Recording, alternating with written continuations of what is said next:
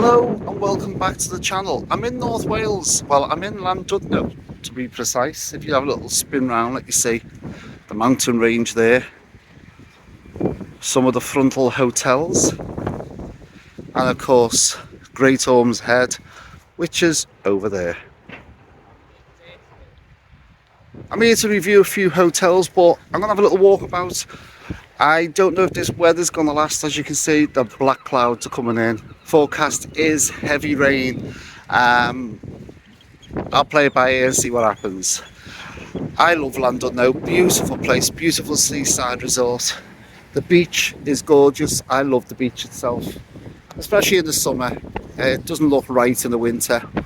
I shouldn't imagine a lot of the stalls aren't open, especially on the pier.